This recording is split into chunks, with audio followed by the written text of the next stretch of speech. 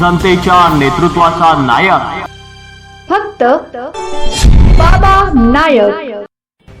चाळीसगाव शहरातील करगाव रोड परिसरात आंब्याच्या झाडाची कटाई करताना निष्काळजीपणा झाल्याचा प्रकार समोर आला असून या घटनेत मोठी दुर्घटना टळल्याचं बोललं जात आहे। येथील डॉक्टर पुष्कर घाटे यांच्या घराच्या आवारातील आंब्याच्या झाडाची कटाई सुरू असताना तोडलेली फांदी अचानक विद्युत तारांवर पडल्याने जोरदार कडकडाट झाला। या घटनेमुळे विद्युत तारांखालून जात असलेली 11 वर्षीय बालिका घाबरून गेली।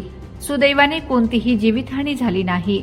मिळालेल्या माहितीनुसार संबंधित झाडाची कटाई करण्यापूर्वी आवश्यक शासकीय परवानगी घेण्यात आली होती का, तसेच महावितरण कंपनीला याबाबत पूर्वकल्पना देण्यात आली होती का, याबाबत प्रश्नचिन्ह उपस्थित केले जात आहेत। झाडाच्या फांद्या तोडण्याचे काम सुरू असताना एक मोठी फांदी थेट विद्युत तारांवर कोसळली। त्यामुळे तारांमध्ये स्पार्किंग होऊन मोठा कडकडाट झाला आणि परिसरात काही काळ भीतीचे वातावरण निर्माण झाले। याचवेळी विद्युत तारांखालून एक 11 वर्षीय बालिका जात होती। अचानक झालेल्या आवाजामुळे आणि ठिणग्या उडाल्याने ती घाबरून तळमळ करत पळू लागली। स्थानिक नागरिकांनी तिला धीर देत सुरक्षित ठिकाणी नेले। फांदी पडल्याने विद्युत तार तुटली असती किंवा तारांचा संपर्क जमिनीशी आला असता तर मोठी दुर्घटना घडू शकली असती, अशी चर्चा परिसरात सुरू आहे। या घटनेनंतर बालिकेचे वडील गणेश अग्रवाल यांनी संबंधित विभागाकडे तीव्र नाराजी व्यक्त केली आहे।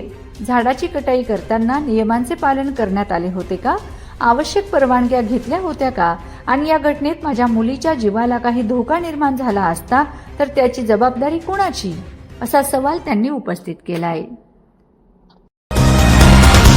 जनतेच्या नेतृत्वाचा नायक फक्त बाबा नायक।